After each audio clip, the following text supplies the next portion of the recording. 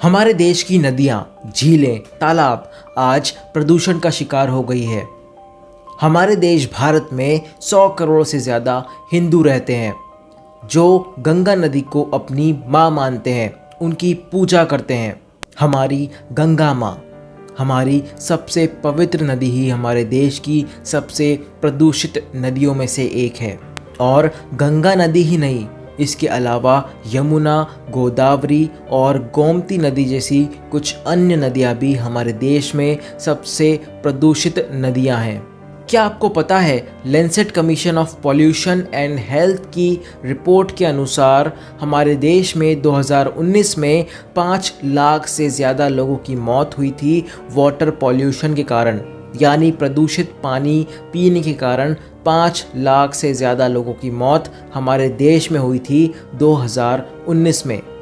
और हमारे देश का 70% सरफेस वाटर इंसानों के पीने योग्य नहीं है। अपने आप प्रकृति कभी खराब नहीं होती, इंसान ही है जो इसे बर्बाद करने पर तुला है। पहले प्रकृति का विनाश करते हैं, पहले प्रकृति को बर्बाद करते हैं, उसके बाद जब प्रकृति सज़ा देती है तो भगवान से प्रार्थना करते हैं, भगवान से पूछते हैं कि हमने ऐसा कौन सा पाप किया है जिसकी सज़ा हमें प्रलयों के रूप में दी जा रही है। यहाँ पर मैं अपने हिंदू भाइयों बहनों से एक बात कहना चाहता हूँ, जो मुझे यकीन है कि वो मेरी बात समझेंगे। अगर आप एक नदी को अपनी माँ मानते हो, उस नदी को आप सबसे पवित्र नदी मानते हो, जिसमें स्नान करने से, जिसमें डुबकी लगाने से आपके सारे पाप धुल जाते हैं। जिस व्यक्ति का निधन हो जाता है, उसकी अस्थियां गंगा नदी में विसर्जित करने से उस व्यक्ति को मोक्ष की प्राप्ति होती है। उसी नदी को आप जाने अनजाने में प्रदूषित करते हैं, बर्बाद करते हैं, गंदा करते हैं। और पर्सनली मैं ये समझता हूँ कि अगर आप कितना भी पूजा पाठ करते हो, कितना ही भजन कीर्तन करते हो, भगवान की कितनी ही भक्ति करते हो, लेकिन अगर आप प्रकृति को नुकसान पहुंचाते हैं, उसे बर्बाद करते हैं, उसे गंदा करते हैं, तो ये सब पूजा पाठ, भजन कीर्तन, भक्ति किसी काम का नहीं है। इसका आपको कोई भी लाभ नहीं मिलने वाला। अगर आप भगवान की बनाई इतनी पवित्र नदी, इतनी खूबसूरत प्रकृति को नुकसान पहुंचाते हैं तो आपको पाप ही लगेगा। हो सकता है कि कुछ लोगों को मेरी बातों का बुरा लगे, लेकिन समझदार को इशारा काफ़ी है। समझने वाली बात है कि जिस माँ गंगा में नहाने से लोग पाप मुक्त होते हैं, उस पवित्र नदी को आप अपवित्र कर रहे हैं, जानकर या अनजाने में। अगर पूजा पाठ करने से पुण्य मिलता है तो प्रकृति का विनाश करने से, प्रकृति को गंदा करने से, प्रकृति को बर्बाद करने से पाप मिलता है। हमारे देश के आदिवासी भाई बहन प्रकृति की पूजा करते हैं, वो प्रकृति को ही अपना भगवान मानते हैं, क्योंकि सच बात यह है कि प्रकृति से ही हमारा सर्वाइवल पॉसिबल है। अगर प्रकृति नहीं है तो हम सर्वाइव नहीं कर सकते। इसीलिए प्रकृति को हमेशा बचाने का कार्य करना चाहिए। हमारे देश का हर एक नागरिक अगर प्रकृति को बचाने का कार्य शुरू कर दे तो हमारे देश से कई सारी खतरनाक बीमारियां हमेशा के लिए विलुप्त हो जाएगी। और अगर हम ऐसे ही प्रकृति को नुकसान पहुंचाते रहे, बर्बाद करते रहे, तो एक दिन हम इस धरती से विलुप्त हो जाएंगे। मेरे घर पर आरओ लगा है, शायद आपके घर पे भी लगा हो। हम नसीब वाले हैं कि हमें 24 घंटे साफ स्वच्छ पानी मिलता है, लेकिन हर किसी की ज़िंदगी ऐसी नहीं होती। हमारे देश में आज भी कई सारे लोग ऐसे हैं जो नदियों से पानी लेकर आते हैं पीने के लिए और अन्य काम करने के लिए। हमारे देश में करोड़ों लोग ऐसे हैं जिन्हें साफ पीने योग्य पानी तक नहीं मिलता है। और जब लोग नदियों का प्रदूषित पानी पीते हैं, कंटेमिनेटेड वाटर पीते हैं, तो उन्हें डायरिया, टाइफॉइड, डिसेंट्री और हेपेटाइटिस ए जैसी कई गंभीर बीमारियां हो जाती हैं, जिसके कारण उनकी मृत्यु भी हो जाती है। 2017 का अगर हम डाटा देखें तो हमारे देश में 10 करोड़ लोग ऐसे हैं जो रोज़ाना प्रदूषित पानी पीते हैं। हमारे देश में नदियाँ इतनी पॉल्यूटेड क्यों हो रही हैं? इसके क्या कारण हैं? तो इसका पहला कारण है अनट्रीटेड सीवेज। आप सभी को पता होगा कि हर शहर में एक ट्रीटमेंट प्लांट होता है जहाँ पर सीवेज वाटर को ट्रीट किया जाता है, उसे साफ़ किया जाता है। लेकिन कई सारी जगह पर जो सीवेज होता है, जो ड्रेनेज का पानी होता है, जो ह्यूमन वेस्ट होता है, वो सीधे सीधे नदियों में डाल दिया जाता है।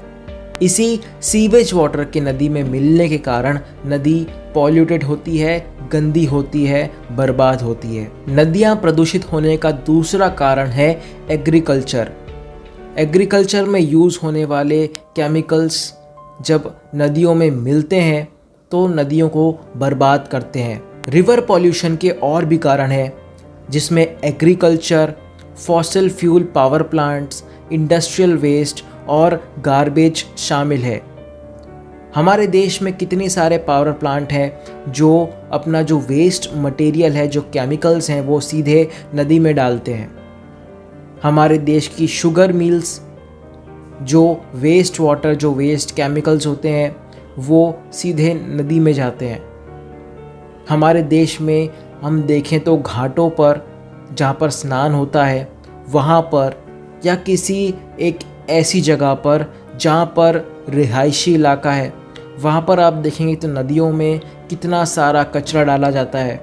इन सब चीज़ों के कारण हमारी नदियाँ प्रदूषित होती हैं।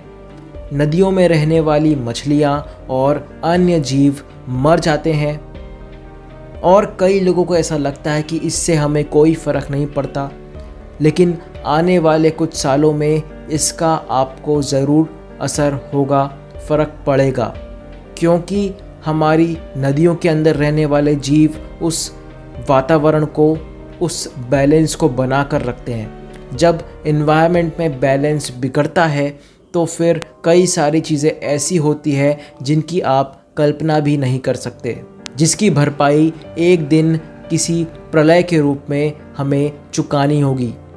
अब ये प्रलय किसी भी प्रकार का हो सकता है कि एक दिन हमें पीने के लिए पानी ही ना मिले, क्योंकि सारा पानी जहरीला हो चुका होगा। अभी तो आप देख रहे होंगे नदियों के ऊपर काफ़ी सारा झाग इकट्ठा होते हुए, लेकिन अगर ये सिस्टम, ये सरकार संभली नहीं तो ये झाग हमें देश की हर नदियों में देखने को मिलेगा।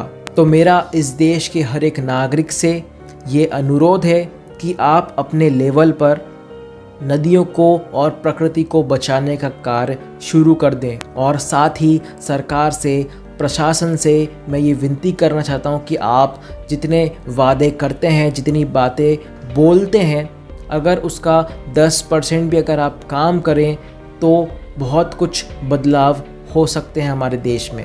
मुझे यकीन है कि आपको मेरी बातें समझ में आई होंगी।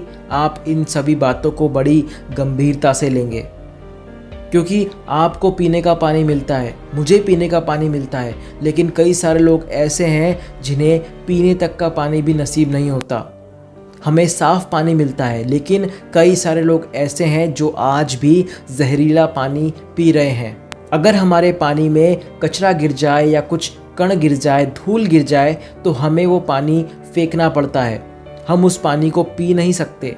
तो सोचिए हमारे देश में कितने सारे लोग ऐसे हैं जिन्हें कंटेमिनेटेड वाटर पीना पड़ता है, जिसमें सीवेज वाटर भी मिक्स होता है। अगर आपको ये वीडियो पसंद आया है तो प्लीज़ इस वीडियो को लाइक ज़रूर कीजिएगा और अवेयरनेस फैलाने के लिए इस वीडियो को ज़रूर शेयर कीजिएगा। अगर आप मुझसे जुड़ना चाहते हैं तो मेरे चैनल कार्तिक दुबे लाइव को ज़रूर सब्सक्राइब कीजिएगा। फिलहाल के वीडियो में इतना ही दोस्तों, देखने के लिए आपका बहुत बहुत शुक्रिया। जय हिंद, वंदे मातरम, इनकलाब जिंदाबाद, भारत माता की जय। जय जवान, जय किसान, इंसानियत जिंदाबाद।